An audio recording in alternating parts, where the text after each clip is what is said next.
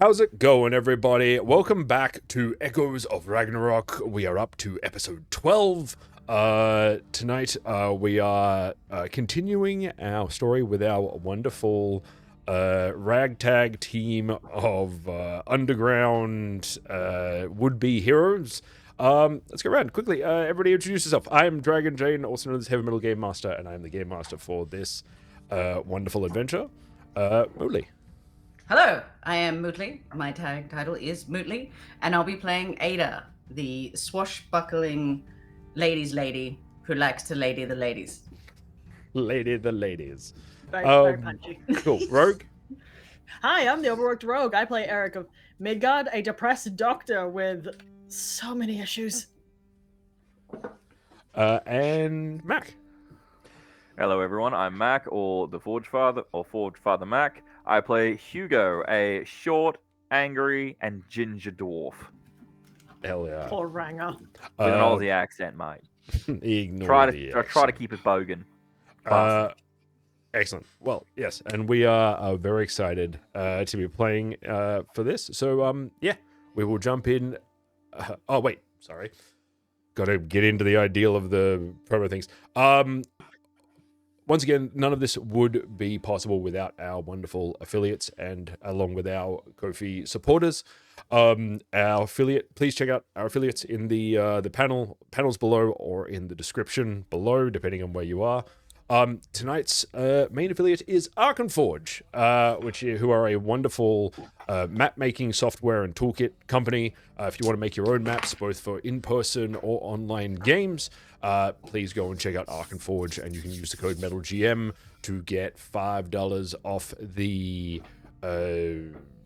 basic toolkit thing they have. Anyway, and yeah, check out them along with our wonderful other affiliates. The code for all of them should be METALGM. But anyway, but with that all said, let's jump in to our next episode of Echoes of Ragnarok.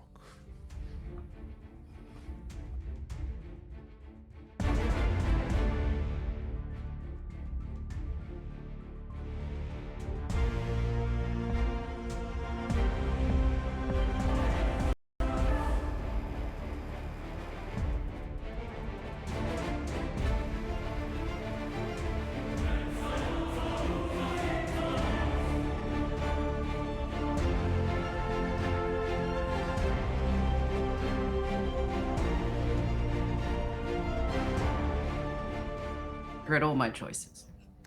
Don't we all? No, you don't. Oh, You got a beautiful wife and a bunch of Pokemon cards. You're happy as fuck.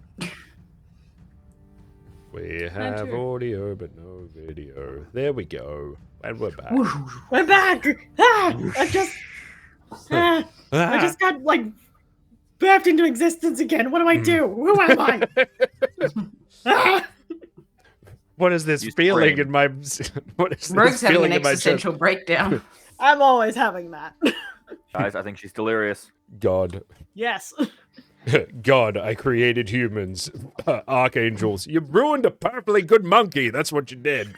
You gave it anxiety Oh, dear. and thoughts for some reason. They're Okay. throwing poop! They were funny. Anyway, who would like to recap our last session?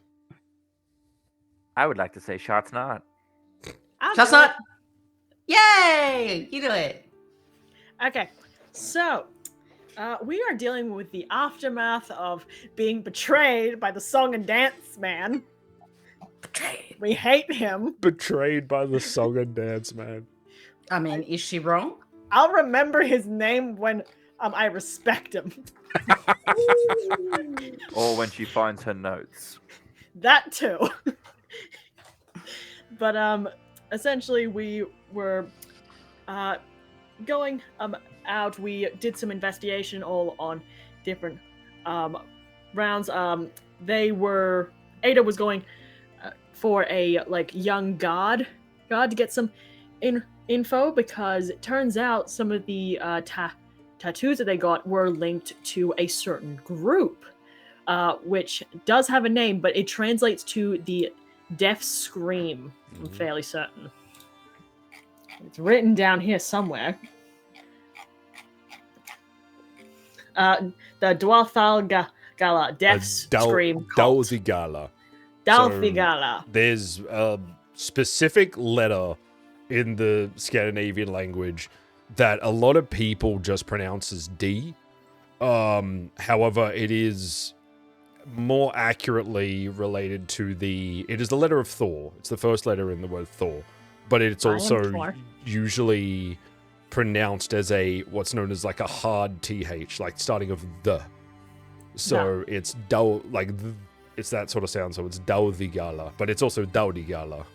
So Thor has D. Well, no, his would be like basically So the start of it's that sort of letter. So it'd be like Thor. Or, I don't know if that's correct. Don't at me. I was making a D joke. Yes. Anyway, proceed. The Daldigala. So, we needed to find more about this boogie man type of cult, and so we went to the most exciting, most like invigorating gameplay place we could ever go, the library. And we did Ada some always heavy has fun research. in that library. Yeah, well, you have fun everywhere. I feel like if there's a woman there, you're gonna have fun.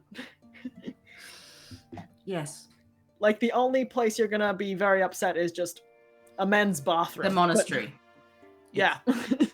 No, you'd enjoy a monastery, mate. You'd absolutely love it. You'd You walk just out talk. and that monastery, all religion would be sapped out of it.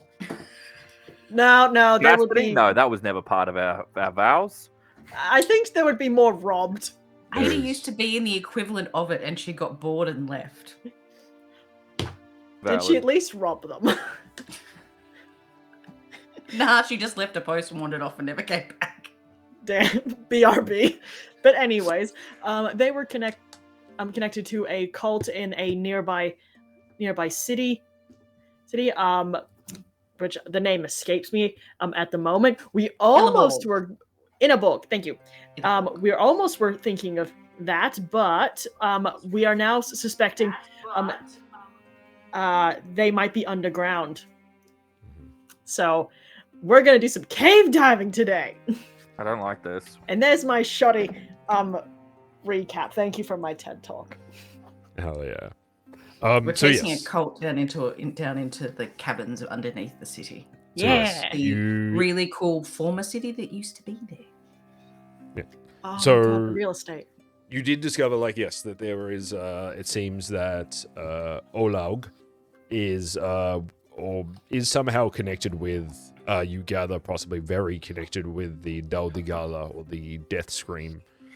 The Sound of Music Boys. Also know from your trip to the library that Men in he tights. is chasing you believe that they're seeking something known as the Dirge of Ingve, which you're unsure of what it is. It's kind of like Dying words of a god. like dying words of Frey, essentially, or like a eulogy of Frey, or a song. It's very hard to translate. It depends on what it could mean, but it definitely has connections to Frey, the god of pretty much sex, drugs, and rock and roll in Norse mythology. And Essentially. something about Anor, the singer. Yes, He's Anor. connected through his grandfather. Yes. Great- So great-great-grandfather. his essentially his great grandfather. Where are my notes here? I named him. Was it Gundi Agnesson? Gundi, Named the tragedy of Gundi. Gundi Agnesson, because he is Arnold Gunderson, which most of you would know. With the whole with Nordic ideals, you're very rarely given like a family surname. It is more in the sense of there would be now family surnames, but a lot of people still hold to the ideal of you are just your until you earn your a surname for actions, yourself. Your surname is you are your father's son. Yeah. So, which is interesting in this case because you now realize that for whatever reason, Arnor goes by either his father was also named Gundi or he goes by his grandfather's surname. like his grandfather's son or something. Riding the coattails for generations to come. Pretty much. It's sort of like the, like basically the idea of like dad didn't do anything, so we're going to take granddad's name. Granddad had access to the trust funds. Mm-hmm. Nope, that's a whole rabbit hole that I'm not going to go down right now. But yes. Let's go down the holes into the catacombs. So yes, different holes. Yeah. Stop saying holes. Can we? So you, yeah. So like, as it now says, like you guys, sort of like, hey, are still, I guess, at this stage within the library, as you are on your way out. But yeah, what would you like to do? Well, I got a connection that deals with some of the underground passageways. Mm-hmm. Anyone else? Ada, do you have any No, rat holes your children like to slither into? Not that deep. Not as well as the Varg have a greater control over the Undercity than my people do. Yeah, just thought I'd ask. No, Seems it's like- just we are more the surface rats, so to speak. But she uses as far as my understanding is, we keep out of the way of that. We know not to push the bear about trying to overassert our territory. But I would like to, at some point, like stock up. Maybe visit. Not Frida. Saga.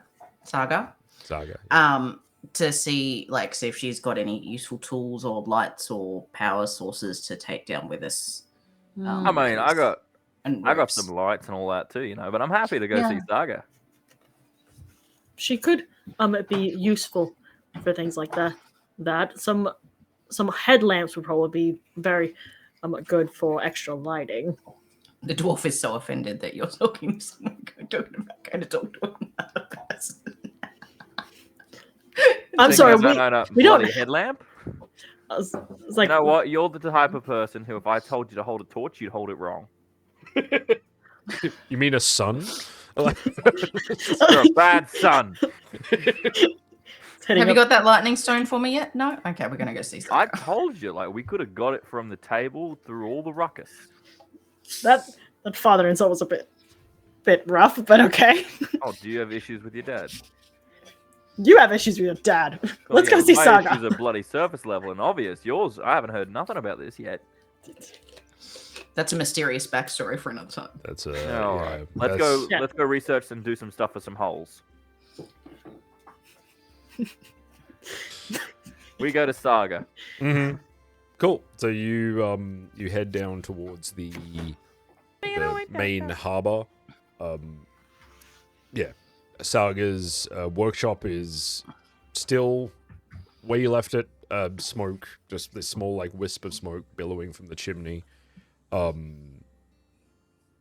Just seems to be a sort of a fairly scruffy looking man just sitting outside, leaning against one of the posts, just seems to be waiting on something. I'm in very Hugo fashion. I'm going to go onto the ship and begin sneaking and try and sneak up behind her and go, boom! Just what? I feel like Eric would just be like... I run 40 feet ahead to make sure that these guys can't ruin it for me. For a short lad, he is weirdly fast. Mm-hmm. Do you want to go speak to Sigrid and just... Yeah, I think I might... Come back and Hugo's drowned.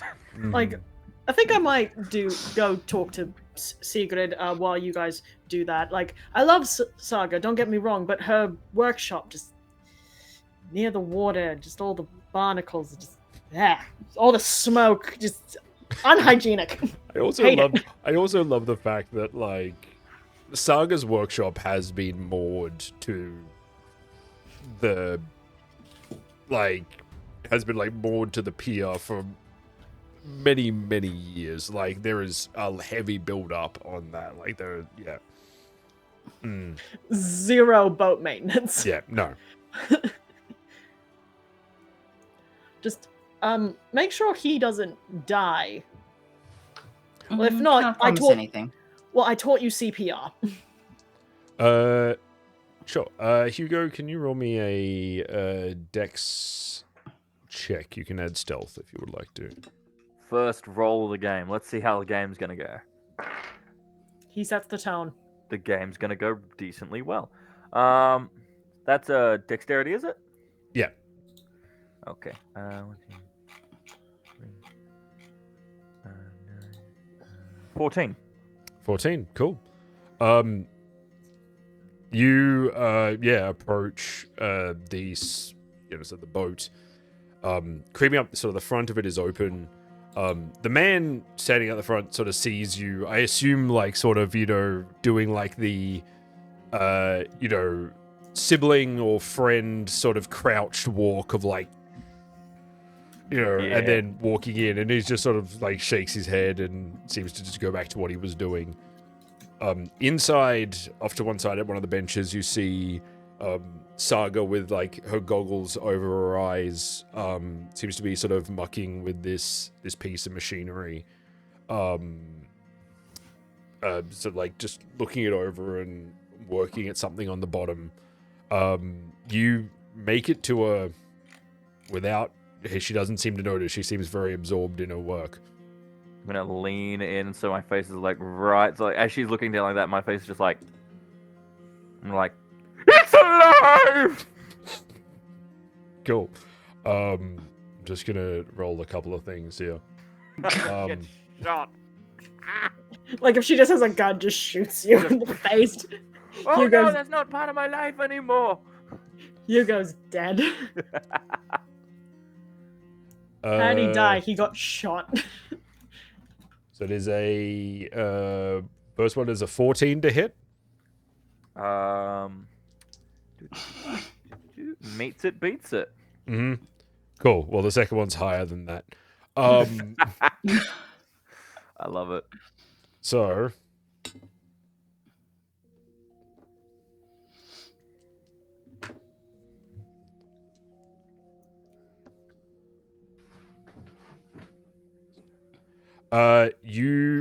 as you approach, like, you get in right next to her, like, as you're, like, essentially, right in, you find a stool, like, right next to her to, like, get up on and, like, get right up next to her head as she's, like, talking, like, as she's I'm on a stool. yeah, as she, like, as you scream, essentially, in her ear, she, like, jerks directly jerks. into her face. Yeah.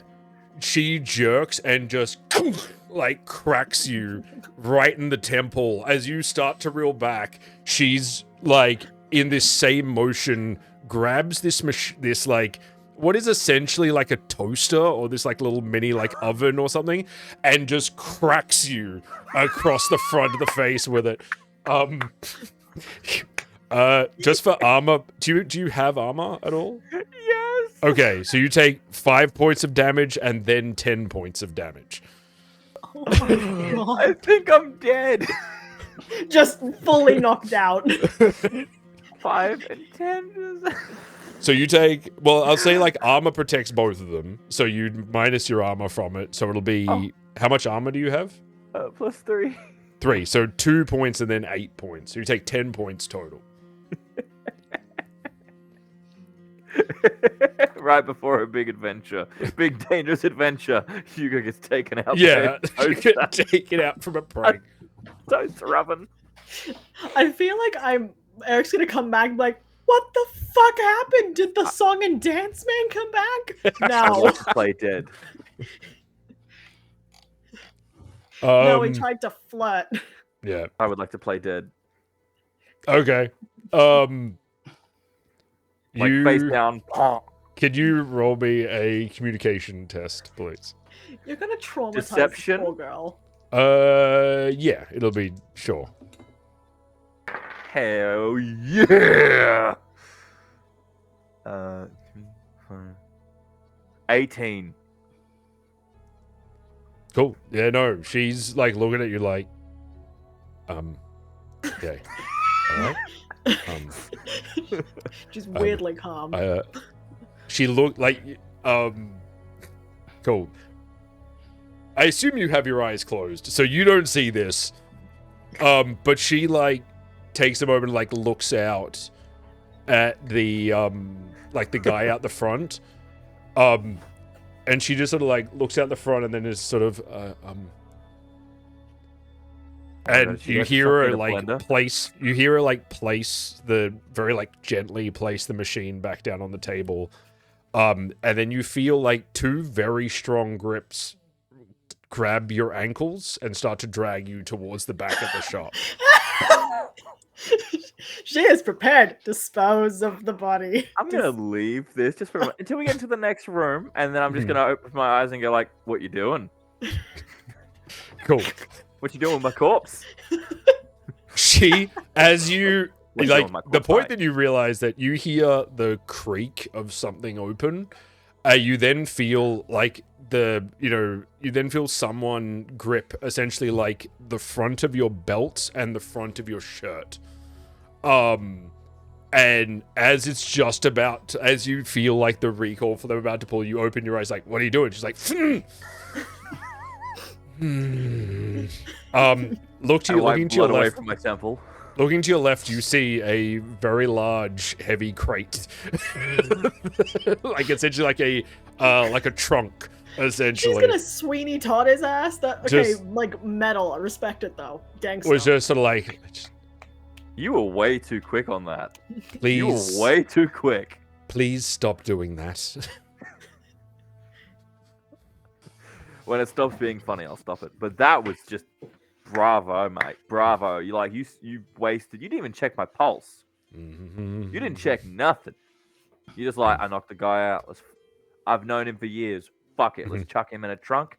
Throw him in the ocean. Look, once I'd gotten rid of the clientele, I was going to see what I could do, but I don't have. Oh, I respect it. That's a muscle.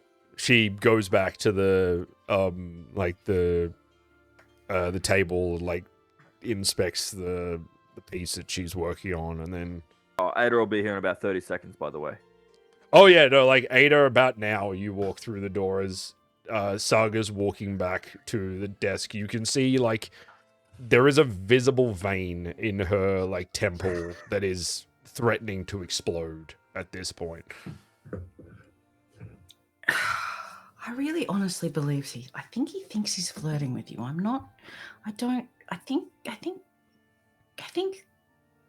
You know, it's like when a boy who hasn't matured at all tries to flirt sometimes, but just like ends up negging someone all the time. I'm not quite sure. No, that's a solid theory, except I'm not interested. She turns back and is like, sort of like closes the hatch on the bottom of this. What is She essentially like a almost small murdered me. oven. Wanders past you and hands it to the older man, sort of waiting outside. He's like, "Oh, thank you," and, like hands her some money and walks off. Hands him a dented toaster oven. Oh no, that thing's sturdy. That was fine. No, if anything, it just has like a bit of like a charcoal like Yeah, imprint. it's from his It's face. got Hey. his face just imprinted on one side of it. Oh, like you wiped the soot from your face. Yeah, I'm pretty clean when I leave the workshop. Saga turns around, walks back in, and is Not like, even that. Shoot. cleaning her hands on a rag on her belt, and then sort of looks down. Is like, "Oh, right." Hurries into the back and comes back with your shirt, Ada. And it's like, I had it cleaned. It's all yours. You're welcome. Thank you. Um, I seem to have left your shirt in my personal things. that's okay. I have more shirts. So You're saying I can keep it? well, I mean, I'd like it back. I'm just saying there's no like hurry. You guys need me to leave? No, yeah, it's all good. I mean, You sure? don't let us keep you. But Did you? Oh no, you almost kept me in a trunk. So like, I think we're we're friendly now. I was going to just. She didn't even check my pulse. I She don't just straight know up threw- how. You know how an engine works, right? Yes. You check for the little thumping in someone's chest. That's when you know that the engine is stopped. Ah. Okay. Yeah. Or So- if you take one of Eric's things, your engine goes. Brrr, bump, brrr, bump. So wait, you snuck up on a single woman alone in her workplace, and now you're complaining. Now, when you put it like Harassment. that, mate, just You're Yeah, the makes sense. evil one. Yeah. no, you're right. I'm an asshole. Fuck. I Jesus have Christ. seen the errors of my ways. I need to go to an AA meeting. Mhm. You need to go to a HR meeting. I don't want to do that. HR's scary. Who's talking to me right now? Sorry. You're just imagining what I'm saying to you. I'm Did you imagining two? Eric. Did you two need something? Yes, darling. We're going to go have a little exploration underneath the city. Apparently, there's some really cool stuff down there. You know, Indiana adventuring kind of situation. As I realized that reference would not work in this world.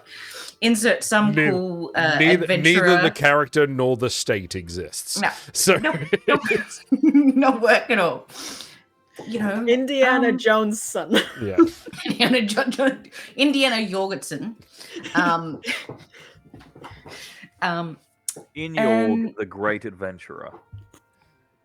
We're going to go, you know, basically caving to see if we can possibly find the ruined city underneath the city.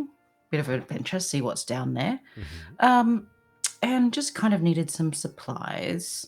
And I thought you and your brilliant brain might have some kind of tools or for that, or power sources that we might be able to use, or guns, or, you know, any of those kinds of fun. I'm- Or, you know, and even some detonation things if we need to clear the way on some things. I'll see what I have here. Just a moment. She's like, I've definitely got some basic equipment, but If we can get some pitons, rope, we could have just gone to the shops for this.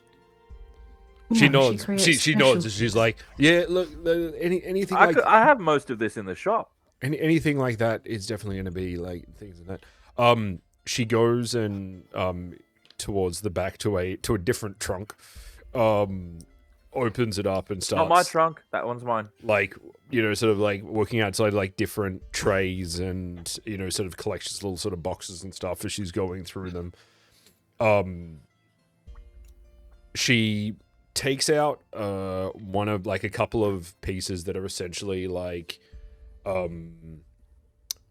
essentially like a so just like a couple, there's a few torches, and what would you call it? Yeah, well, so yeah, for mainly she brings out torches, and then she turns around and pulls out like a box as she takes out this box. Hugo, you probably wouldn't notice this, but Ada definitely does. She takes it out, and there's definitely a moment as she sort of pauses and like drums her fingers on it as she like, you know, sort of like looks over her shoulder, like not entirely looking over at you, but definitely like turning her head in your way in a very sort of considering way. She then like closes the box and walks over, and yeah, she passes over like the shows off the torches and puts the box down on the table. As she opens up the box, you see these three sort of like yay long cylindrical tubes that seem to have a very slightly glossy red liquid inside. So these like big metal caps at either ends that seem functional, but definitely not made with any sort of like aesthetic in mind. I'm gonna peek over the edge of the bench. Flashbangs, grenades, or torches, or flares. Oh, they'll they're well, they're charges, they'll blow up good. Just don't be anywhere near them when they do. Are they wick, or do we need to worry about these mixing with water, or No, because I just noticed it's a liquid. She points to at the top. There's like essentially a ripcord through one of the metal, like caps. She says it's 2 agents. You rip the cord and you throw it, and yeah, they mix. They're not good when they mix. So don't. Or they're excellent when they mix. Or depending on what you want, yeah. Thank you. This seems very precious to you and one of your most interesting inventions. Yes. Just one piece of request, I guess. If you use it, and you happen to survive, can you let me know how it goes?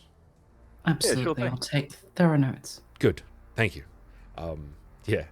She looks down with this like half smile that Ada, you 100% recognize she has not tested these things. I shall be her guinea pig. Yeah. Amazing. Ada leans over, puts some money on the bench, and gives her a kiss on the cheek. Cool. And says, "Thank you." She does say that will like for all 3 of them that will run 5 silver. Yeah. So So Ada will leave 7. Excellent. All right. And then- I think where'd Eric go, mate? Go talk to their boss. All right. So we're just meeting Get him permission. there, or permission? Uh, Well, we're going spelunking. What are we getting permission for? Ada just pushes him out the door. Oh, Yeah. It was all like, "Thank you, darling. You're welcome. I hope I'll see you again." Hopefully it should be fine. Maybe should be. Actually, and she throws his shirt back to her. "Keep that until I get back." Okay. And then wandered off. Sure. Cool. Yeah, Ada pushes it. Let's not talk about those kinds of like business stuff around people who don't necessarily need to be involved with it. I thought you knew. My bad. I don't know if she does, but sometimes you don't want to connect everyone to everything all the time. Cool. Eric, where are you headed? Well, my instinct would say to the market, but I also said potentially make yourself scarce. Yeah, so I think I'm just gonna wander until I can find someone that I know as part of the bargain. Just say, "Hey, I need to talk to Sigurd, or where can I find her?" Cool. Yeah, heading down towards just wandering around the pier. It's not long before you see Khan, who is essentially sitting on one of the like the posts of the harbor, like the pier area. Just sitting on this post, like just sort of rocking back and forth, looking around, seeming fairly disinterested and bored and everything. But just sort of enjoying the quiet of the moment. I feel like Eric will just kind of walk up to him and just stand next to him, kind of also seemingly like look at the everything, just like, "Good morning, Khan." Ah, how's it going? Well, we've been recently attacked about twice in the same about week, so somewhat good. Ah, sounds like a Business good is good. Sure it is. You? Oh, well, there's not much going on at the moment. But I've got a feeling.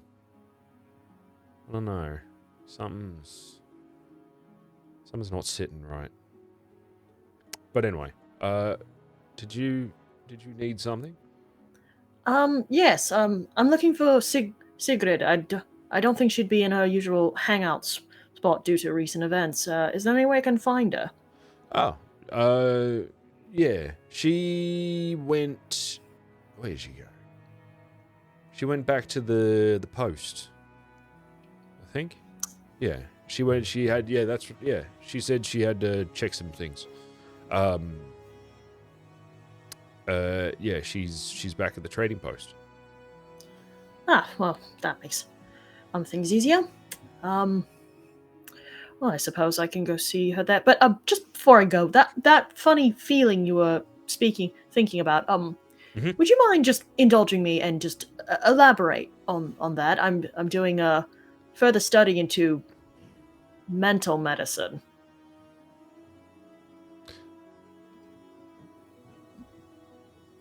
Doesn't make sense to me, but all right.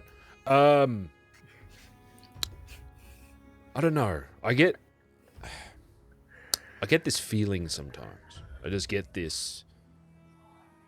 It's like an ache, just in where your skull connects to your neck, like that little nub in the back of your head. That I don't know. It just puts me on edge. I can't really get comfy.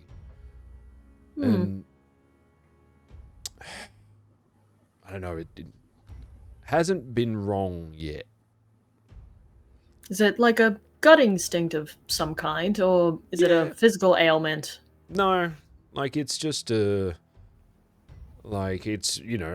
think it's sort of like it's a physical feeling, but I think it's more a mental thing. It's more just making me feel things as a sort of a physical element to a deeper problem. But it generally comes and it makes me feels like something's going to go wrong. Well, due to the past couple of days or a week, I suppose everyone's a bit on edge, so it's not out of the ordinary. But I'd say trust that instinct. You never know. Well, I'm gonna go see if Dar needs anyone hit. So hops down off his post and is like, I guess we're going in the same direction anyway. Suppose we are. Buy your coffee on our way. Oh. Won't say no if you're offering. It's like, business has been good. Hugo keeps getting hurt. Owes me money. So I should be coming into some good silver soon. Yeah. For what I understand is a fairly smart man, he's kind of an idiot. But it's like, yes, actually, absolutely. I've never met a more technologically advanced man yet, have the toddler's ability to ram his head in through the wall. It's fascinating. Yeah. If he ever dies, I really would love to study his brain. The Packmaster always said there was always a difference between intelligence and what's the other one? The street smarts, physical strength. Yeah, something like that. Know-how. Practical skills. Mental knowledge versus physical, practical knowledge. That's the word. Anyway. Yes, I was never very good at that myself. No, we all do things. Anyway, so you continue on just chatting with Khan, grabbing yourself a coffee along the way, and heading over towards the trading post. Entering in, you see the large chamber hall, the central desk with Dar in his usual place. Sort of the Ponce perched on his nose as he's looking over this sort of very large book that contains quite possibly everything that happens within this city. It is the book. It is the book. Like, essentially nothing, like really you would know nothing comes in or out of the city without it being in this book. And also Dar keeps fairly strict records of any news that he receives or any sort of updates or anything. Khan sort of, like waltzes over to the back of this sort of like office area and sits down on the chair and just sort of swings back and forth with his coffee for a moment as he waits, seemingly giving you time to handle whatever you need before he, asks Dar for work. Good morning. Da, I am looking for the boss. Do you know where she is?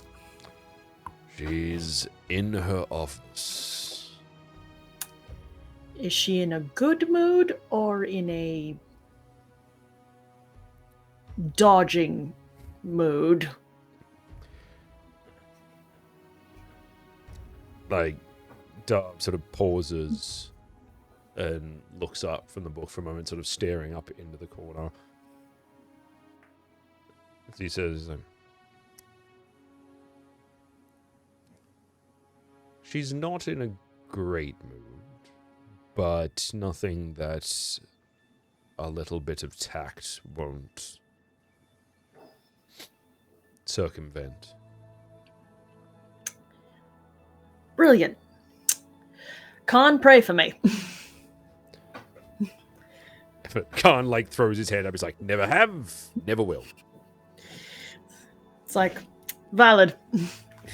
And I make my way up to Sigrid's office, just like, ooh, okay, you got this. Just act like Ada. Ada can charm someone easy. Just tact. It's just tact. I can do this. So, Sigrid's office, you would know, is in fact down. As you, like, walking past this sort of central, like the central area where Dar sets up his space, it is that sort of like circular kiosk desk with sort of entrances on either side and this very large book at the front. He has an assistant to one side.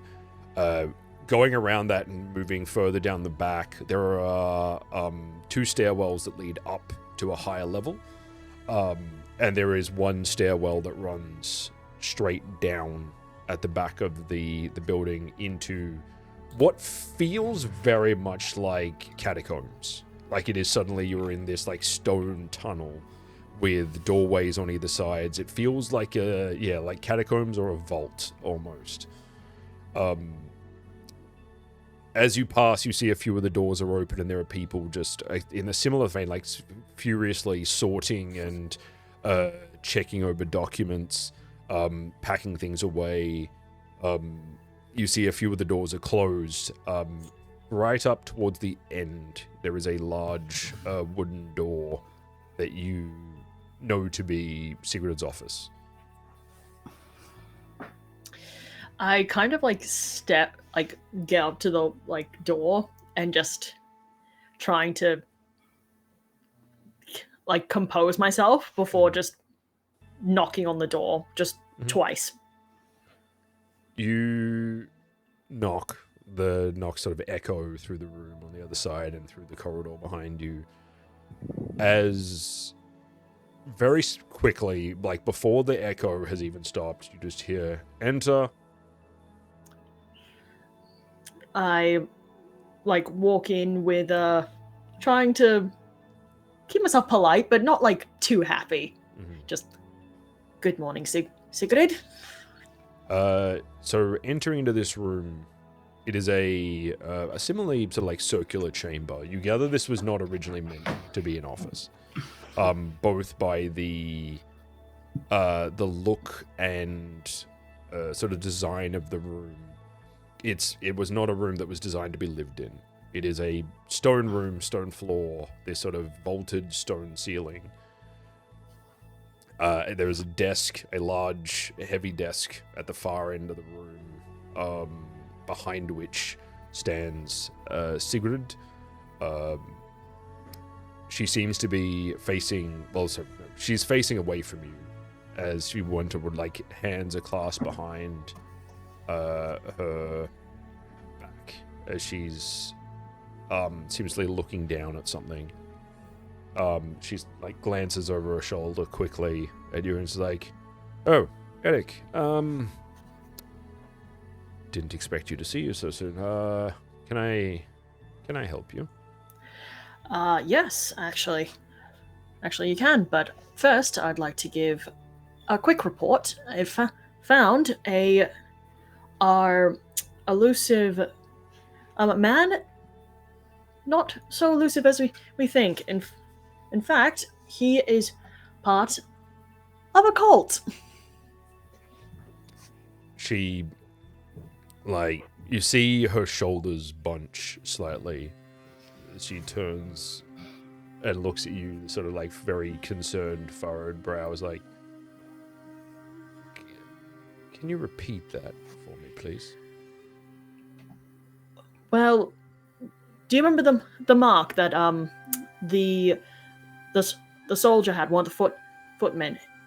Turns out it was a marking of a very old cult from Innerborg. It from Iliaborg. Iliaborg, yes. Okay. Continue. They were known as the Dwarthigalia. I can never pronounce this. I'm That's sorry. all right. I'm going That's to fine. butcher this every time. Or Or locally known as the Death Scream. you see, she like pauses, like takes a pause, and her eyes grow sort of distant as she turns and looks towards the wall.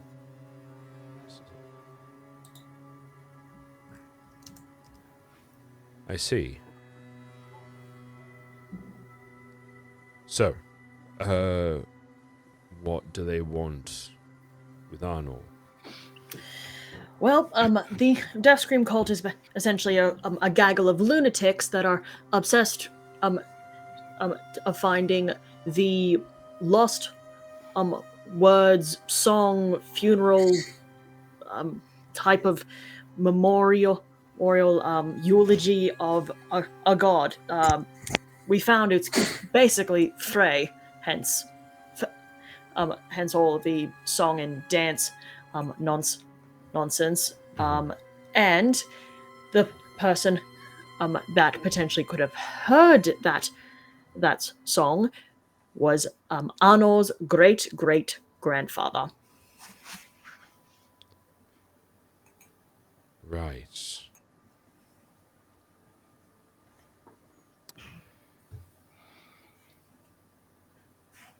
Give me a moment. She wanders past you. Can you roll me a perception check real quick? Oh. But as you're rolling, she wanders past you and opens the door. Could I use searching in this, kind of like an insight, or does searching more mean? Searching is more actual, like physically searching. Okay, I thought I'd give it a go at least. No, it's all good. Hacha. Do. And that is an 11. Cool. I'll say with an 11, you've noticed that, like, actually no, like you've seen Sigrid like this before, and you're aware that she generally plays everything pretty close to the chest. What you do see, however, I'll say, if you do add in searching to that, as you've been, like, what I was talking about, is you're looking around, as she wanders around the table, you see, behind the table, basically as it was sort of like blocked by her, you see, just off to the left of where she was, you see Scuggy. Scuggy. He seems to be sitting, is just sort of like staring up at you for a moment, and then like sort of looks, like leans down to the right of him and like nudges, like seems to sort of sniff at something, and then comes back up. sort of like, like lifting yourself up to peer over the table, just behind it, where he is sniffing, you see what is essentially an adolescent dirge hound. Not quite like puppy, but like very, very young. Did Stucky have a sibling or a puppy? Seems to be a very young dirge hound behind the table. As Sigrid gets to the door, she opens opens the door and is just like, "Can I have the file on Freya, please?" Then closes the door again, wanders back over to sit down at the desk, and starts going through the drawers. It's like, I didn't realize you got a new dog.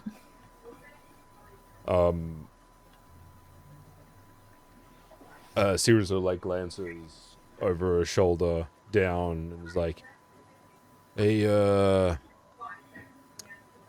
gift from the Packmaster. It was about time that... Well, no, actually, it's well overdue that Dar was welcomed into the inner circle. Good for him.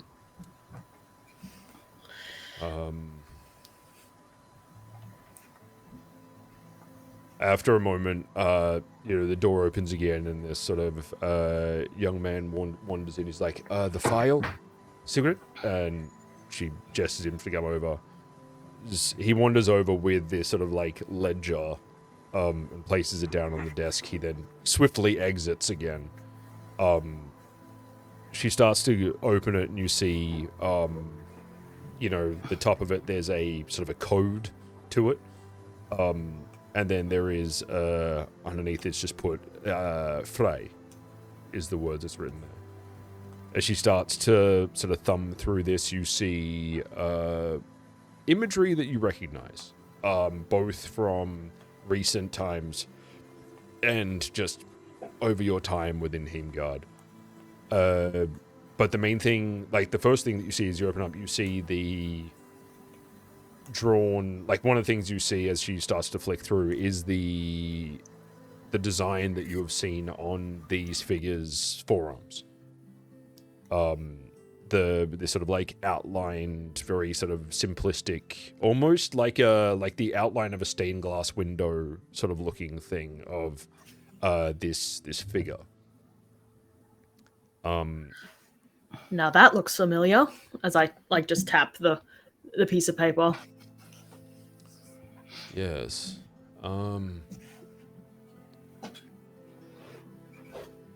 As she flicks through, she comes to a page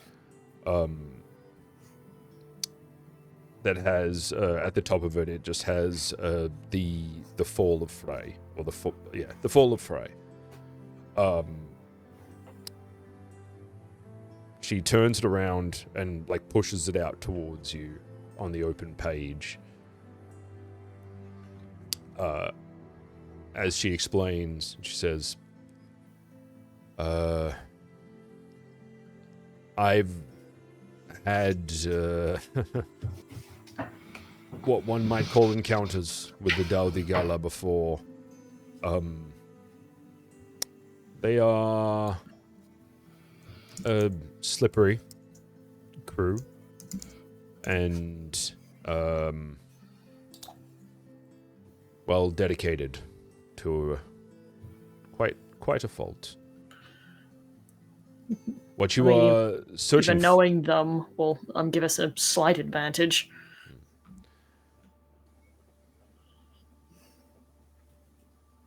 More or less, the Daudi Gala were originally Frey's following, shall we say. They were his disciples, his children.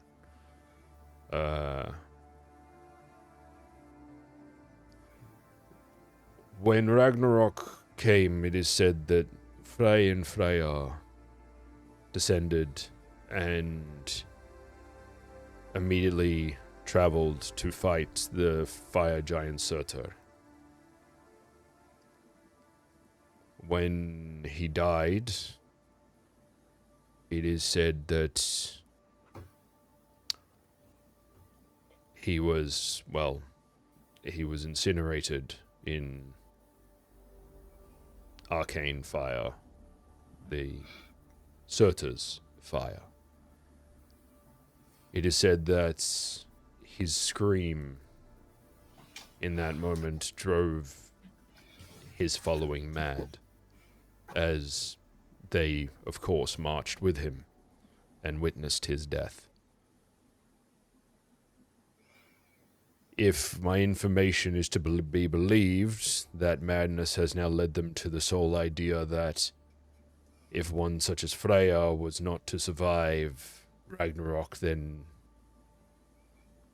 why should the rest of us? Why should the rest of the world continue? So basically, they're trying to kill the rest of us because one god died. Charming. Yes.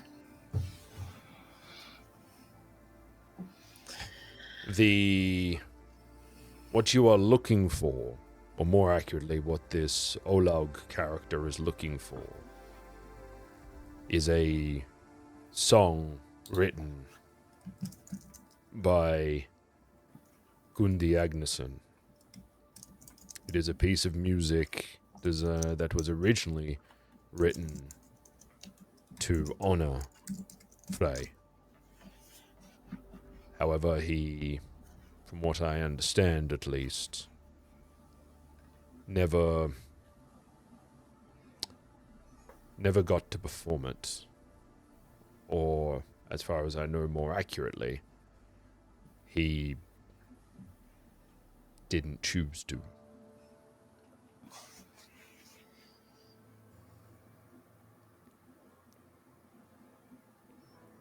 Which is odd, since this is before his death. Maybe he realized what he created, something way too powerful to even be used. Possibly. And that sort of power in the hands of someone like Olaug, if he is nearly as powerful or has a group that is powerful enough to do what they did at the concert last night, that is terrifying. If they can get his hand onto this song, they can potentially wipe out a city or more.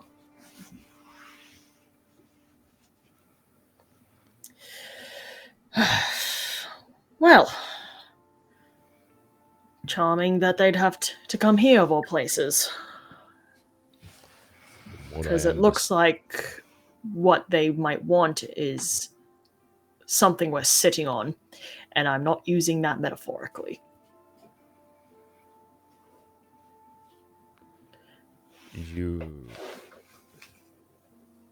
They're trying to find the junction. And we are the only people that know the tunnels.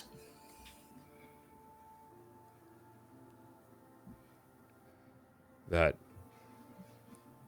may not necessarily be the case.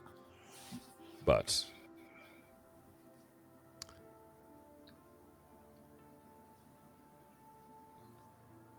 I take it you wish to go. Considering we are the closest people to Olag, and with the manpower we have to spare, I think we're the only people that can potentially go down there. I would normally disagree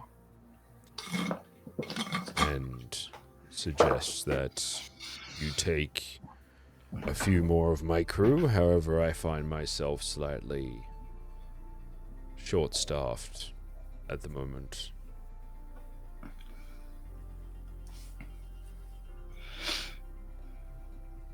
What do you need? Gear, maps.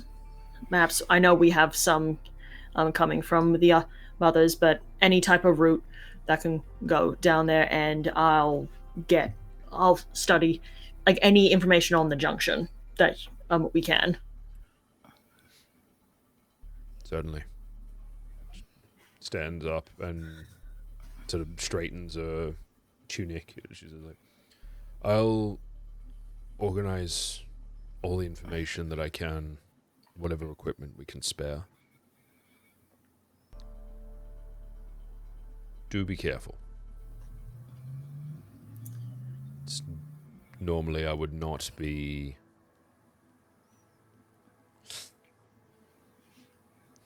this ready to send our favorite doctor into such a place. Yeah, well, someone needs to keep Hugo from killing himself, and you're busy taking care of our home. I want to do my part to protect it as well. Indeed. It will take some time to gather what you need. Shall I have it brought to you, or? Please, if you don't mind. And against my better judgment, I'd also like a weapon of my own. I tend to not resort to such things, but desperate times, we gotta bend the rules. What do you seek? A firearm, probably smart, and some sort of knife, short sword, whatever you think I probably will stand a chance with. I don't know. The way I've seen you wield a blade, I think you could handle most things. It's been a while. She strolls past you again, as she glances over her shoulder and is like, Scuggy, take care of our guests and don't let die in. And then sort of wanders past towards the corridor. I kind of want to follow her and just as on my way out, it's like, what do you think he's gonna name it? Nuisance? I don't know. As she heads out of the corridor, going like 2 doors down on the right, and opens up into what is like at first glance as you enter in another storeroom. It seems to be like there's a bunch of filing cabinets and drawers down the sides, a few bookshelves, and like that have sort of a number of tomes and little boxes and stuff. Can you roll me just roll me a perception check for me. Yeah. Woo. I'm rolling 6s a day. I am feeling good. Let's go. That is a 13. 13. As you wander through this space, the first thing you realize, there's something, as you enter into the space, you look around and there's something odd. As you try, like you can't quite put your finger on it. You're like, there's something off. Like this doesn't seem right. As you wander through and you look up at these shelves and at the drawers and everything, you realize nothing in this room is labeled. Like there is no writing, there are no, like all of the tomes are unlabeled, there is nothing on the drawers, there is nothing.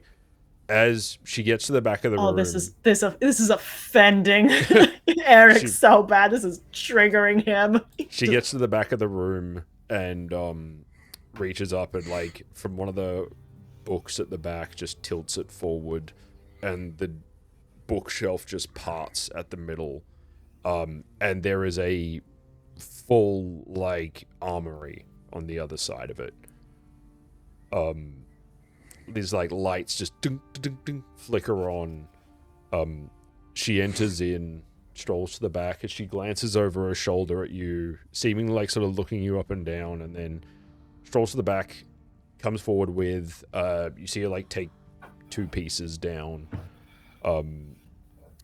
As she strolls back over towards you, holds out a belt that has on one side what is essentially like this fairly, not hugely long, but sort of very fine short sword. The other side you see what is essentially like it.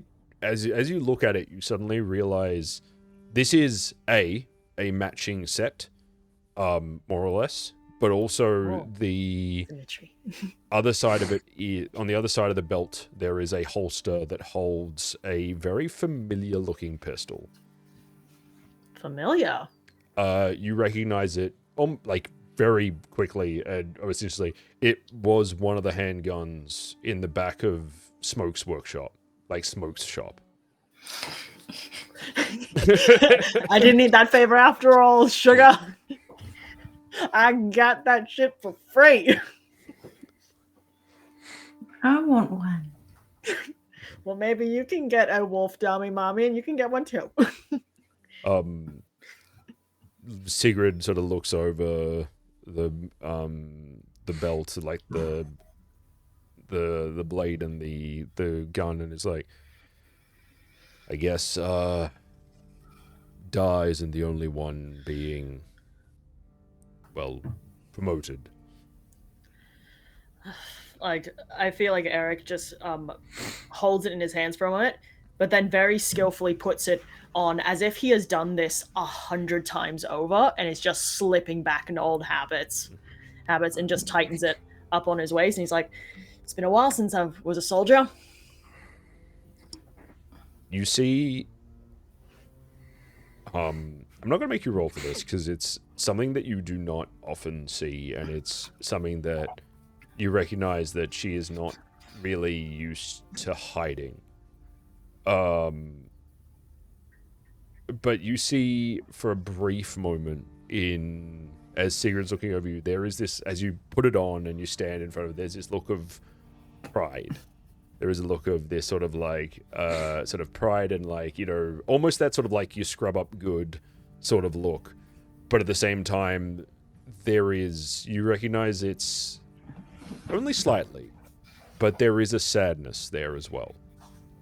There is this, you know, there is almost a guilt in there as well. But you see that quickly like this sort of like mask slips back into place. She's like, well, I'm sure you won't fail us, and well, look after them, of course. Oh, I'm sure I can do that. Also, just out of curiosity, just indulge me for one, for say a fool's thought. Mm-hmm. Do you have files on all the gods that are still living or dead? Didn't strike me as something you paid very much attention to. You see this like glint crosses her eyes. She says, surely by now you should know that Dar keeps files on everything.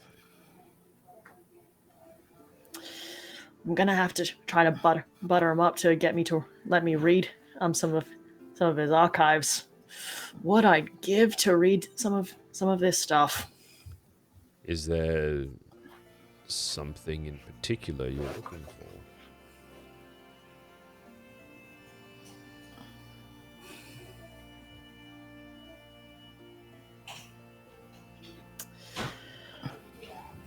Let's see if we can pick at that old wound when I get back.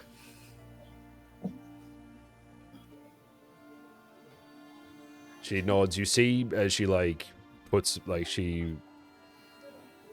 You see like one of her hands sort of twitch a little bit, and she seems like she almost like tries to start a thought or like she tries to speak like 3 or 4 times, then just nods and it's like, when the time is right. Well, I should probably get back to my shop and show off my new things to Ada. I know for a fact she will be very jealous of this, and getting to show off to her to be a bit more flashy is a very rare occurrence for me, so I am going to very much enjoy this. Look, she tucks her hands like into her belt and says, any time that I can remind Ada, who's in charge around here, is a good one. Yeah, but let's be honest. Without her, you'd be bored. I mean, that is true. She does good work. That she does. And her little brats do as well. He still owes me a window. Dear. Anyway, you should be getting to your... What do you call them? Friends? Compatriots? Compadres? It's funny, I've never really actually had friends before. But I guess that's the closest thing I can probably say that they are. Because, well, you guys are my family, you guys are different. So, I guess friends are the best way I can describe them, for lack of a better word. Although you could probably call Hugo my patient. My permanent, very annoying patient. Damn, Hugo's getting shot on this episode. By everyone. He deserves it. He knows what he did. Well, Makes you a grappling gun, gets shit on 2 episodes later. It's fine. It's only behind your back. it's that whole thing of like, you know who your real friends are because they're the ones that shit on you, whereas all of the people who are like, all your best friends are just like, hey, who's this fucking guy? And then like all of your just friends are like, oh no, you're great, and love that. And it's like, No. I know that he's my good friend because he'll hit me with a toaster oven and then say that I'm a patient. I didn't hit you, and I know he's my friend because he's the guy that just keeps messing with my medicine and then gaslights me. Hey, I don't know that I got that wrong. I have a concussion. I don't press X. Wait, in real life or in character? Yes. Oh, in real life, I'm just buggered. Cool. So, yeah. So you head back out, continuing out of the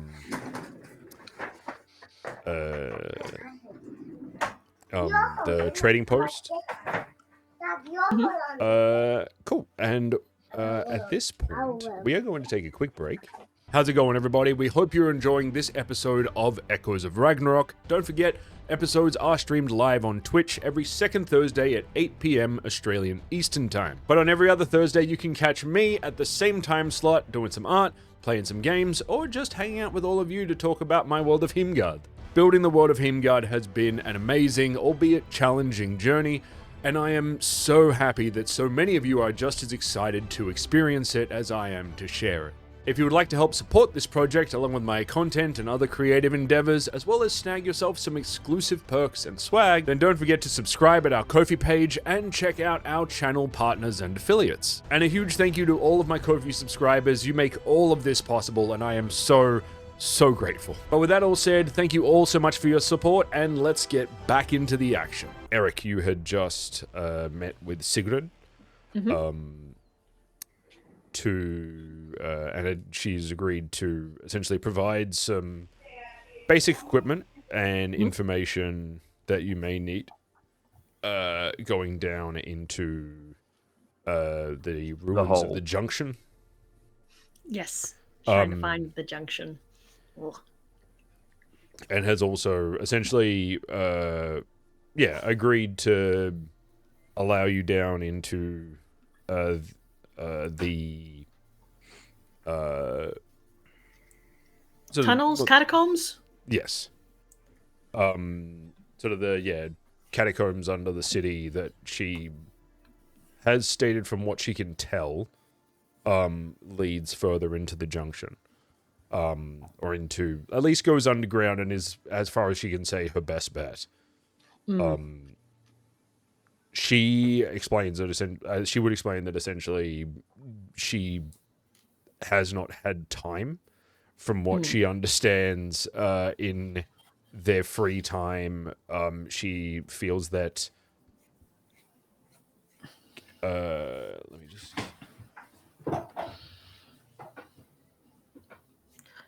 Like, kind of like they've mapped out a good section of the tunnels to be used as is. It's kind of like a, if the system ain't broke, don't fix it type of thing. They've explored enough. From what she explains, there is like a large amount of the catacombs and sewers of the city that they've very much mapped out, mostly as a way of discreet transport and movement around the city. Smuggling.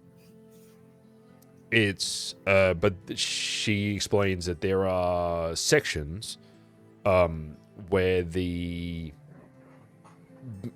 purpose-built underground areas give way to what seem to be more chaotic and natural cave-ins and chasms, which seem to which she says, as far as she knows, haven't been properly mapped. Though she does say that she believes Khan and what was the other one's name?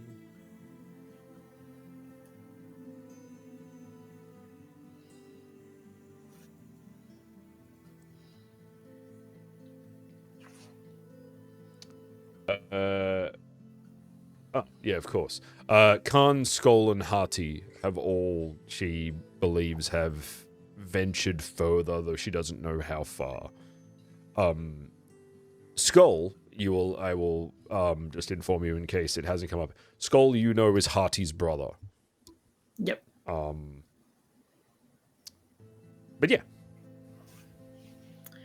I feel like I would kind of venture back to like my clinic, or just kind of like go to the road-ish, where I think I would meet up with the gang, kind of like try to be like, okay, if they're gonna try to come back and try to find me, I'm probably gonna intersect them about here. But as soon as I see them, I'm just gonna like put my hands in my belt, and look, he's a lanky man. Remember Toy Story 2 and Woody just walks out and he's just like, yeah, what's up? Wait, so your hands are on your hips. Yeah, like where the belt is, kind of like. Fun fact, just on the idea of how lanky you are. Your like portrait, the art piece, you may notice is the only one that the shoulders do not fill the little like U. I can't get it to do it with the amount of portrait that we have. Oh my god, you're right. I'm so skinny. I can't fill out the U in my Twink with a little T. Look at him. It is, and I will remind you, or just point out, you are the same height as everyone else. Like the heads are at the same level. It is just. Oh wait, sorry. Oh no! I mean, in the portrait, like it's not like I've put him further down. It is quite literally that is the length that I have. I'm so skinny, guys. So you try to walk up and look like Woody, and you walk up looking like that kid at school who's got the oversized backpack, but on your hip. Ada completely no-sells it and just looks at it blankly. Looks at him blankly like, okay, how'd it go? Good. We're getting some information. We're getting gear. She's basically giving us everything that we probably need. The rest Cool. is pretty much up to us. Good job.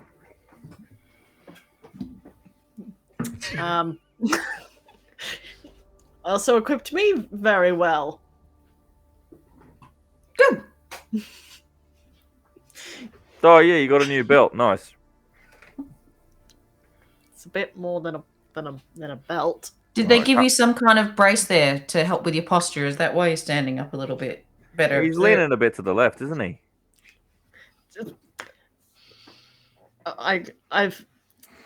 I got some extra bits as well. Well, yeah, you're a man. No, I got a sword and a gun. Okay. Oh yeah, goes to grab the gun. Show us here. I just hold it up. Children, let's not wave the lethal weapon around, please. Just gonna aim right at the nuts. No, don't you dare. I wouldn't do that. That's a cheap shot. You only do that to guys who. He's got a gun, and I'm gonna. I just immediately drop the thing. Like, oh, I fucking hate you. Instead of the why? nuts, I go for the thigh shot, like right in the middle of the thigh. Pork him. Ow, Yep. shit, fuck you. Why? I fucking hate Nice you. gun. Hey, I recognize this. This is Smokes, isn't it? Ah, Nice. Oh, put it back on your hip. ow. I'll have a Fancy. look at that later. You must owe Sigrid even more.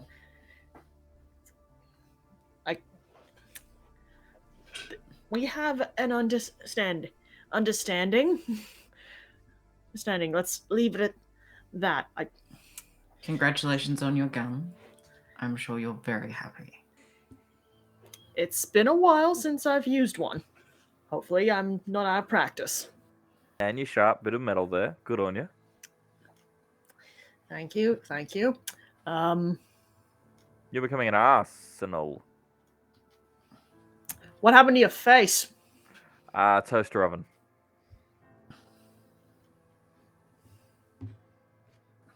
Are you describing the shape of your face or what happened to your face? Fuck you. Fuck you. Fuck you. Fuck you. Thank God, me. now you're both back to normal. I feel like we're just going to be bickering the entire way home.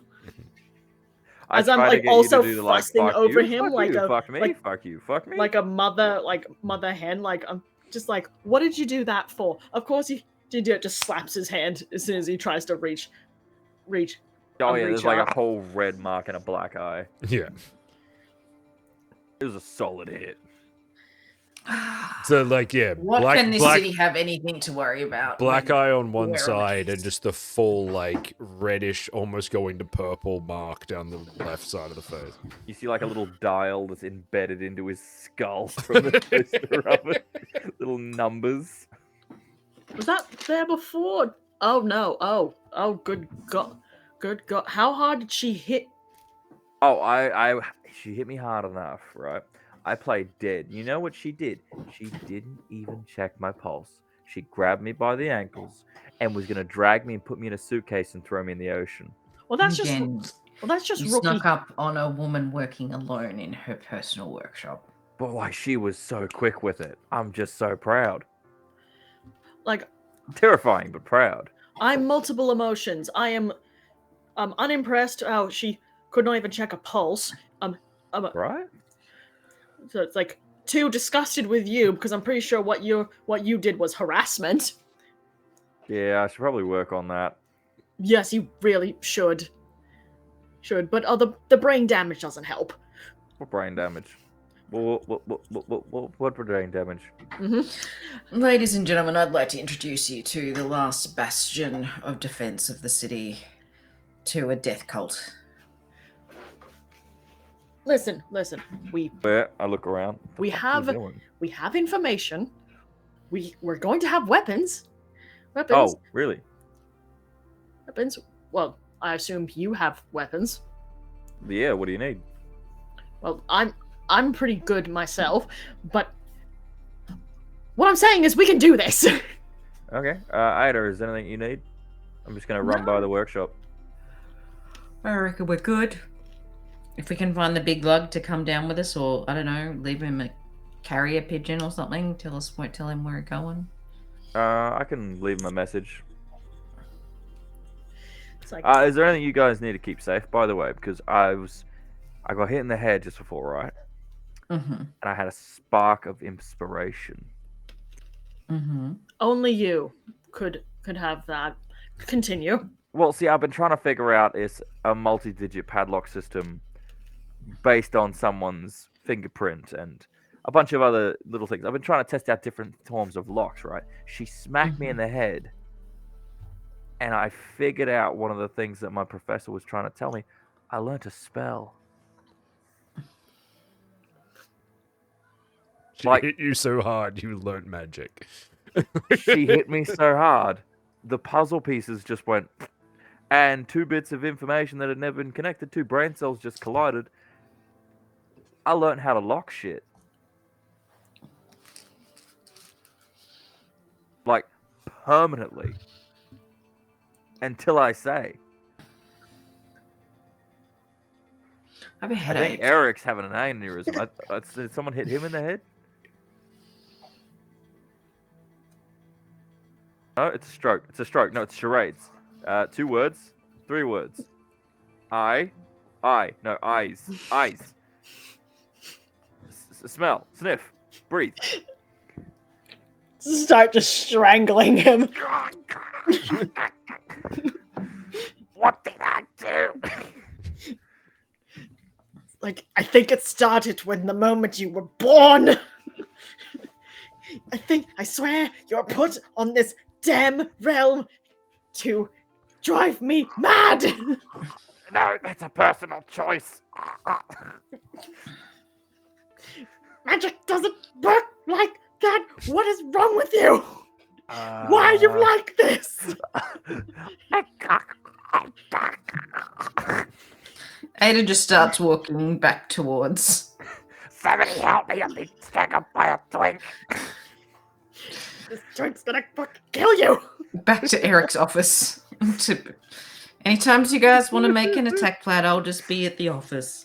I'm gonna, after being choked, smacked around, have a black eye, I look like I just got into a bar fight. I'm gonna head back to my place and get some stuff ready. Okay. Yeah, I'm gonna go back to my clinic, breathe, and wait for all that information, and then I'm gonna do some light reading. And it's just like books like this big, and it's just like, the best part of my day. Imagine reading all those books, and then you just meet a guy who got inspired to learn a spell by getting hit in the head by a toaster oven. Yeah, literally, like, a man that has been studying magic the last, like, how many years of his life, and he's like, I've connected the dots. I know magic now. Magic is just a binary system, alright? You're a binary system. Am I? Anyway, so Hugo's just gonna get a few weapons. Do I have basic things like phosphorus or magnesium? I'd say you'd have a... I'm trying to make flares.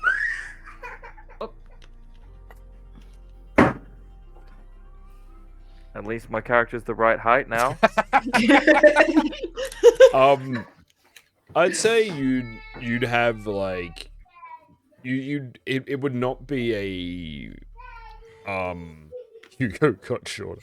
It would you probably wouldn't have a lot of it, but I'd say you'd have like a small stock of it. I imagine. Yeah, I'm trying to make flares so like you break the end off, and you like ones that you throw down a shaft, count, and basic things like rope. If I have a harness, I might have one. I assume You'd probably have like I imagine you would have like stuff for yourself, like hanging from the roof upside down, doing. You'd stuff. have a harness. You'd have some rope. you would have enough phosphorus, I'll say you could make, you reckon, like, looking it over, with the right, if everything goes well, you could probably make, like, 3 flares. Sweet. I can roll for it if you'd like. Yep, absolutely. Do you want me to roll for each individual one, or? Just roll me, just give me a straight up roll. Can I it'll use crafting? This would be a crafting check, yeah. Okay, that's not too bad. This is my craft. My craft. Craft singles. 15. 15, cool, yeah. You have put together, like, yeah, taking, you know, sort of the tubes and packing the different materials together. Yeah, you've made sort of like, you've, after about, I'll say like 30, 40 minutes, you've put together what appear to be 3 fairly decent looking flares. Yeah, and then I'm just grabbing hooks and some stuff to eat and just heading out. Easy. Yeah, I'll grab coffee on the way back. Yeah. Yeah. Coffee for all. Cool. Ada, Hey. what are you doing? Ada will just, I'll quickly dash home and grab her adventuring outfit because they were all just dressed up fancy. And yet somehow she still looks fabulous. Like, watch her walk out, and yet she looks like Laura Croft. Isn't it Lara Croft? I don't know. I didn't play them games. I actually think she looks like Rachel Weisz from the actress from The Mummy in her different range of outfits.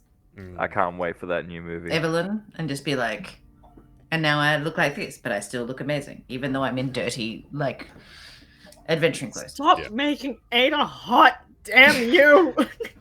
I love how you're like, I look like this person who opened up an entire generation's bisexuality. I'm just like, Danny DeVito and the ginger guy from Game of Thrones. Let's fucking go.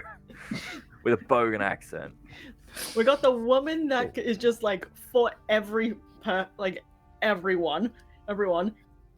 a depressed twink and Danny DeVito.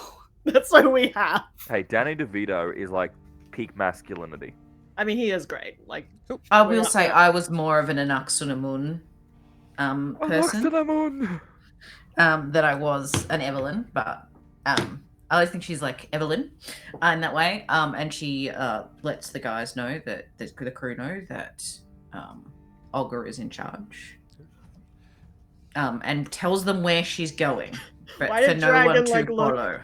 like stop and just like, that could be a very bad idea. No. I was about to say, you realize, like, at your hideout, as you're like as you get inside, it's quiet. It's very quiet. And you sort of like go and want to look around, you collect the things that you need, get changed, thinking, okay, maybe people are out. You come back out, it's silent. Like, there is Nobody. no one here. Huh. Like, you gather it's, you know, potentially, like, you know that the, as far as you remembered from the last time that you asked Sigrid for help finding your kids, like the kids in your pickpockets. From the rest of it, it seems like, yeah, it was like the place was locked when you came in, and does not appear to be anyone here. Does it appear like there's been anyone here recently? Like, is there, like, you know, that kind of like warm pot somewhere, or is it all like cold? No, like, you gather, I'll say, yeah, you gather, like, looking around, there is, you know, towards the back of the building where there's this sort of small, like, kitchen area, you find a cup, like a mug, that essentially it still seems like it's not stone cold. Like, it's cool, but it's definitely like you're feeling it. And it's like, that's not like that is a cooling, not cold, which means that it's been a minute. And it's also like you recognize that it is Olga's favorite type of tea. Huh. Ada is gonna do a check for some of like the hidey holes of where different bits of money and different things are kept around the hideout, like little hideouts that she's got little stashes of cash and. They are like any place that you search for things or something. There's no signs that anyone has like. There's no signs of struggles. There's no signs of damage to the building beyond the usual wear and tear that you know of. Mm-hmm. All of the hidey holes that you find, all of these searching areas, they seem untouched.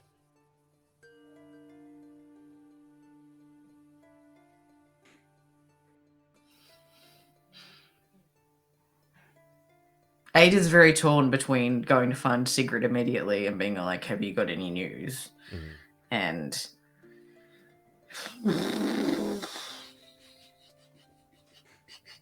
Call in the cavalry. Yeah, no, Ada would actually go straight to Sigrid and be like, have you got any, to see if she's got any updates. Mm-hmm. She's getting I all meant the me, I'm business the days. Such a cavalry. popular lady. Cool. So you head over towards the trading posts. Mm-hmm. Heading in, similarly as before, hustle and bustle, like wandering up to Dar, standing at the center of the room. Sort of as you walk through the door, like approaching, his eyes like snap up to you and lean back to look. He sort of threw his glasses down at you. He was just like, can I help you? I was wanting to speak, if possible, to the manager. He taps, the side of his, these sort of like glasses, like adjusts them slightly. You see this sort of glint run across. He just says, yes? Very well. Upstairs, first door on your left. Ada leaves him a tip. And says thank you.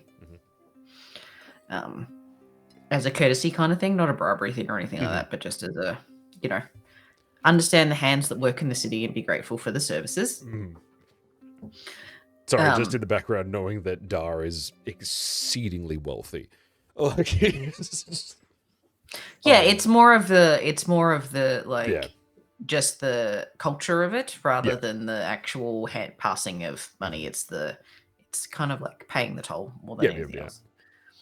And then she wanders upstairs. She tries to like make it not obvious, but she's just like starting to panic. As you so you make your way upstairs, turn the corner to a long corridor with a number of doors down the left of it. The right, there are windows that look out over the city around you. Taking the door as indicated, you knock, and there is a brief moment before there's a come in. Ada comes in.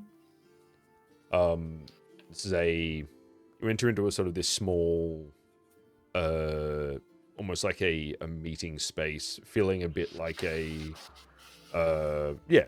just a small room, carpeted. There's a small table to one side with a pitcher of water and a few glasses on it.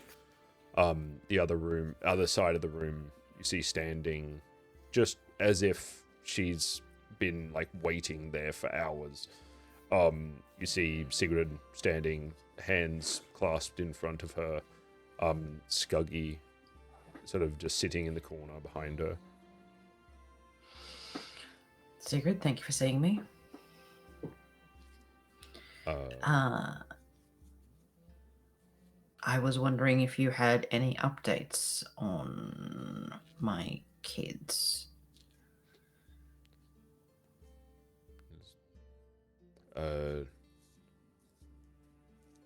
No.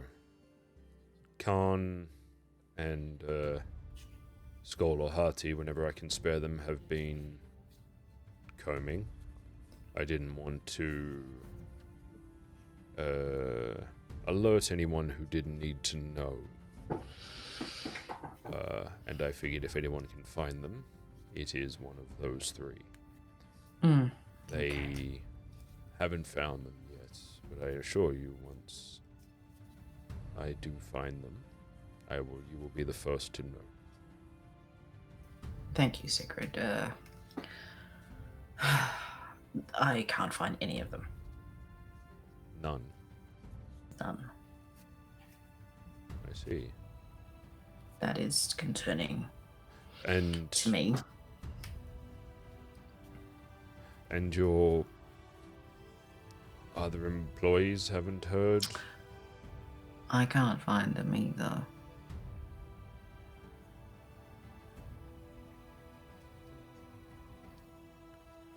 Very well. I'll inform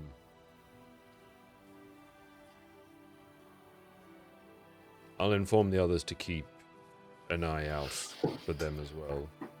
I'm sure they must be out working, but I hope so. we'll I keep know an we eye. both have similar opinions of those that we consider under our care. So if you can, I understand that the favor that I am asking of you grows with each request, but these are my people. So, Yes. You see, in a similar way, as she seems like she's going to say something, and then pauses and stops, as she says,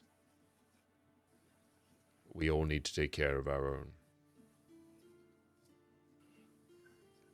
well, I met a very happy Eric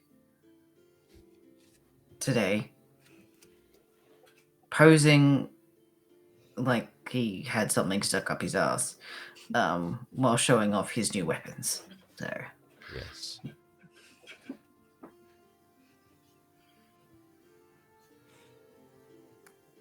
You see her, like,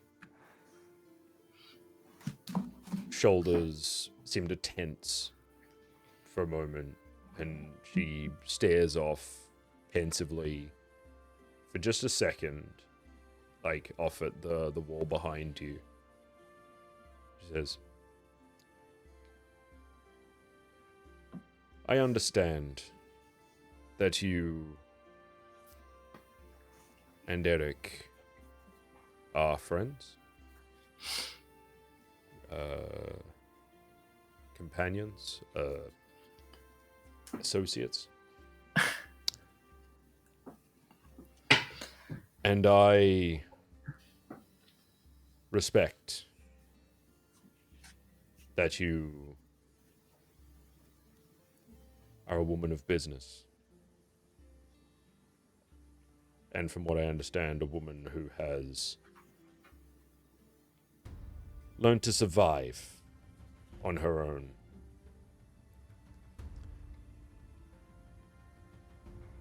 And know that this comes from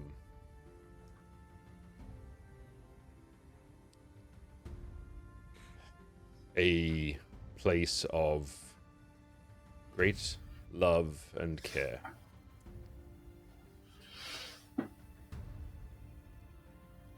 If you return and he does not, you will answer to me.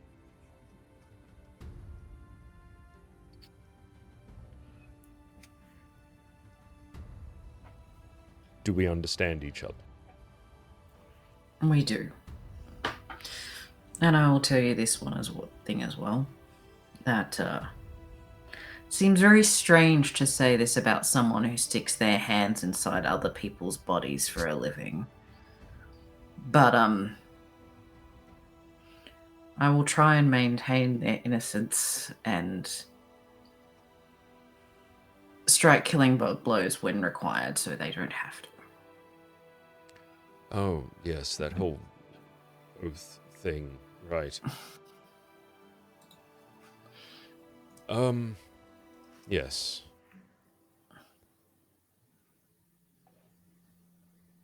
Well, I will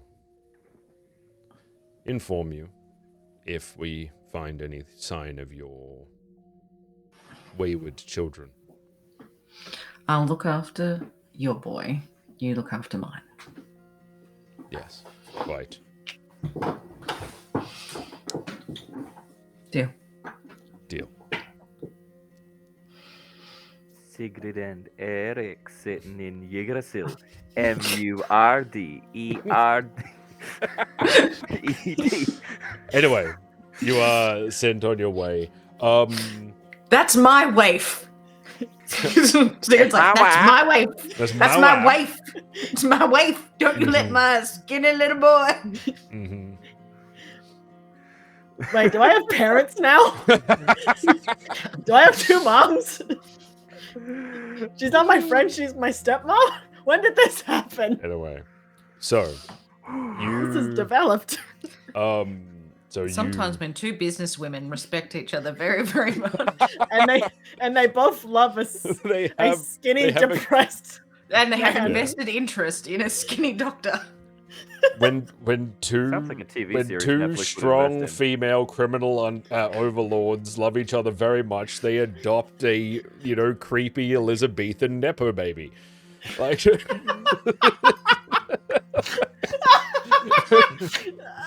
with really weird hobbies. I'm seeing so many parallels with Sir Pentious and Eric right now. Where am I? I just need a speech impediment and I'm there. God. Anyway, so you leave. Eric, you arrive back at your surgery to a small pile of stuff on your surgery table. There are what appear to be a few maps, as well as a few pieces of equipment. There is rope, there are pittons, in a similar way, like seemingly unsure, there are torches and rations for what seems to be like a few days.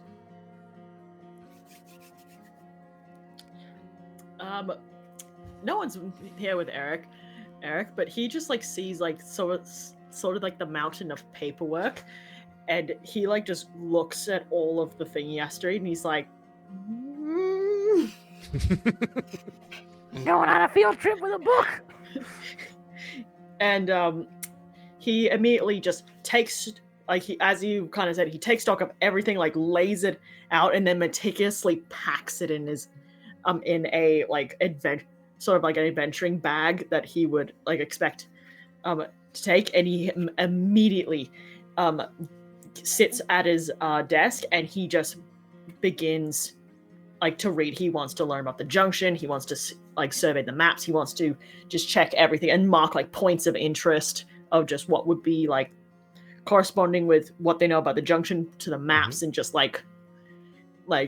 probably by the end of it, he has papers all over his desk and has red dots, red string, the things, and he's like, except it's just on the thing. He's like, I think I've got it. Mm-hmm. So, looking over, so you open up the map. Opening up the map, the map is of what appears to be a fairly large city. It's about the size of Vartangarda. Except it looks like you immediately look at it and you're like, the layout doesn't work. By the main sign of it immediately not being Vartangarda is the fact that it doesn't have a giant river running through the center of it. But also you very quickly realize that like the layout doesn't quite match and all that sort of stuff. You also realize very quickly that someone has, like the original map appears to be, it appears to be a copy of some sort of like original piece, which may slightly alleviate the horror of the fact that someone has taken what is essentially like a red marker, over section of it and just crossed all like out of it. And has just gone, like, has basically either just written "gone" or "fucked" over the top of it, which you very quickly realize is Khan's handwriting. As it's essentially he has like, Beautiful. There are large chunks of like closer to one end of the city that have been more or less like blotted out with this red ink. And just like marked off as you gather, meaning that area just, as far as he's explored, isn't there anymore, or is just untraversable. There is one section where, like, as far as he seems to have, like, one section as far in, where there is a red circle with like this very crudely drawn bridge. And underneath it's just got written "far as I got." It's like, well, that's promising. It's like, by hell, I think we might be able to do this. I kick in the door and let a big breeze go through. I bought coffee.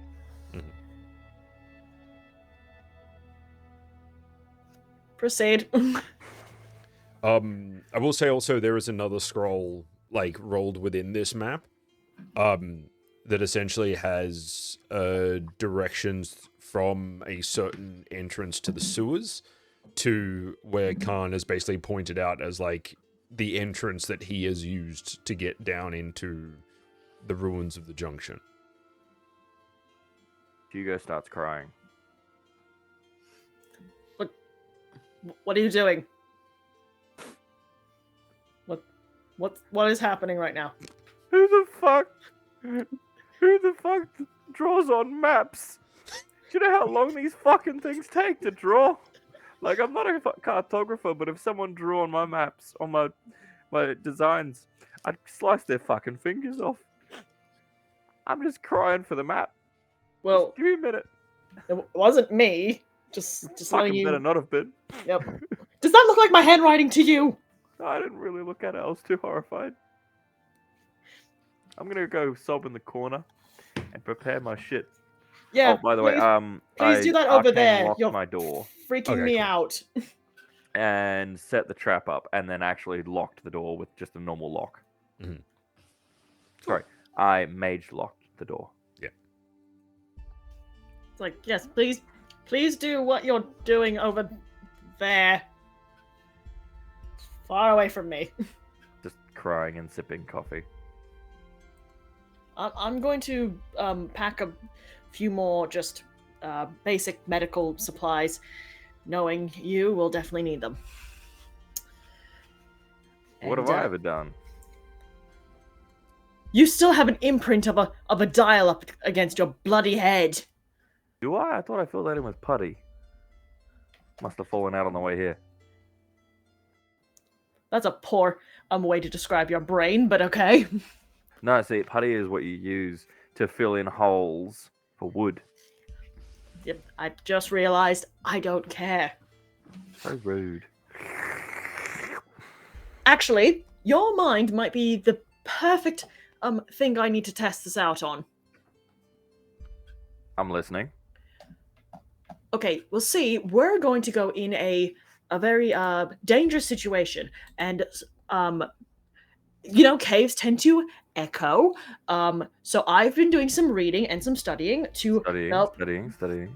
better to help enhance my capabilities of being more combat ready, and particularly stealth. I think stealth will be very useful for our thing. But essentially, I think I can be able to master a way of communication with you. Wake up. Sorry, you took so long to get to the point. I think I aged. I'll be able to talk to Communicate you with me, without yeah. talking to you. Okay, so And you will be able to communicate back to me. did you get hit with the toaster oven too? No, I simply read a book and studied like any other normal person. I read the books. I just didn't understand them. And then I got hit with the toaster oven and suddenly it was like, You didn't connect shit. I did. You know how I know? Go try to open my front door. The fucker is locked down. You can't get in there without breaking the whole door off. So anyway, do you want to help me test out this damn spell or not? Yeah, go for it. Go for it. Send your thoughts into my mind. I'm gonna attempt to do like mind contact. Cool. Just gonna do the MP cost. I gotta roll higher than Are we that. asleep before going down there, or is this just us going like, Papa? Use all our resources right before we head in. That is a question. Haha! I do meet the cost because that is 11, and I needed my target number was 9. So essentially, like you are able to you can go against me with a willpower check, but if you don't want to, it's fine. You've asked me, I'm going to allow it. Yep. Basically, we can like talk to each other. It's kind of like message up to 1 minute. Okay, you hear a series of equations. You alright? Yes, there's just a I'm like without my Eric's like do not move. Hold on. How's that? It quiets down a bit. Eric just focuses and stares at you without moving his lips. You just hear in your head, quieter. Oh, okay. I try to make it quieter. And I silence it in my head. It's like, no, I meant I feel that naked. was the description of the thing. But listen, like, we can talk now. Why are you like- talking with your lips then? Well, it's like, you know what I mean. I can't physically do that. If I did, Hey, I would be we can talk eventually now. This is cool. ventriloquist. But it's just Okay, like, what's the parameters of this spell? How It far doesn't- can I get from you? Can it go through stone, wood, steel? How long does it last? I'm able to, I have to be able to see you. And it can last up to 1 minute. Okay, so it's like a we need to be quiet situation kind of thing. Yes, and I think I have to be able to see you. Or at least know that you're there. But, basically we're just kind of we're just, waving our arms and just... Yeah, Ada's just immediately cut out of this conversation. Oh, I didn't realize Ada arrived yet. I think If Ada anything, she just arrived- kind Oh of no, walks Ada in hadn't and arrived just- yet. Sorry. Ada walks in while they're staring intently at each other. Yeah, And you looking into walk each in other's and eyes. basically see them having this mime conversation.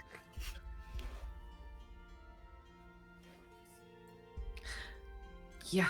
Ada just sits down and waits for them to finish. She doesn't even just I'm not questioning it. I'm just like, I don't even know if I care at this point. We're just arguing at this point because I feel like we just got into the Hey, if semantics they're of doing learning a this, spell. I test If colors. they're doing this and their bickering happens in each other's heads instead of hers, I would like to ask the mighty Mm-hmm. GM. I'm going to be testing sense of smell, transferring colors, pictures, or is this just audio? You can actually do send a single sensory impression rather than speaking. I send a fart. Mm-hmm. Knew that was coming straight away. Just Eric finally breaks. The moment You are you a said- child. You are a bloody child. Hey, we needed to test it. Now we know that we can send feelings, like temperatures. We can send sense, But why would images. you choose that one? Well, it left an impression, didn't it? Well,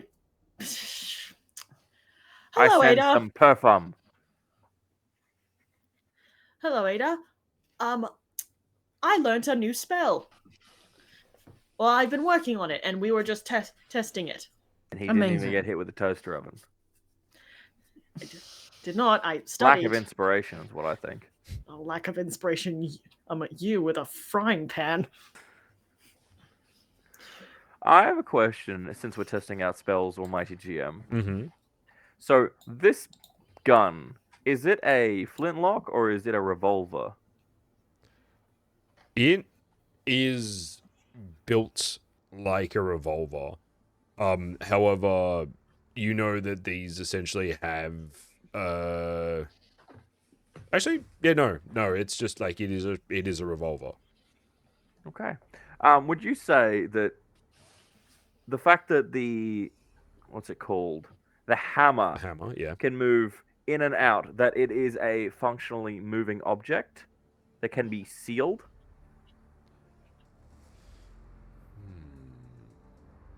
What does the spell say? Exactly. What do you mean? What spell? Yeah, no, I can't imagine. You know, you've just learnt the lock spell. Like, You magically seal a door, shutter, lid, or other closure shut. Your mage lock is as strong as the material it holds closed, so it cannot be opened without breaking the sealed closure by force or removing the spell. You can open anything you have mage locked at will, and you can create a password that allows others to do so if they speak it aloud upon touching the closure. Otherwise, your mage lock lasts until it is broken or you choose to remove it. so no, I would say that closure leaves it being like it is a door or lid or something that is like holding, like it is, you were sealing something essentially. That's all good. I was just going to mess around with it anyway. I feel like having because that's the idea of like having because not only that ideal of, because beyond even the joke in this moment that sets the precedent that it's like, cool, anything that basically mechanical that moves, I can now touch it and seal it in place. Which is good point. Yeah, which is I have, OP. especially in recent years, learned dangerous precedents to set as a GM. Anyway. Respect. Cool. So was there, like, as you are preparing for the evening, we do have to wrap up the session there. Yes. Because it is I getting feel like next one we're gonna do some classic adventuring. Yes. So yeah, thank you all very much for hanging out and watching. If you're watching this on YouTube, do remember that we stream on Twitch and on YouTube every Thursday at 8 p.m. Australian Eastern Standard Time. So come on down, check us out. I am Dragyn. I will be back soon. And go and check out our lovely players, because they all do the social media stuff and all doing really, really cool stuff. But we will see you all next time. Bye-bye. Bye.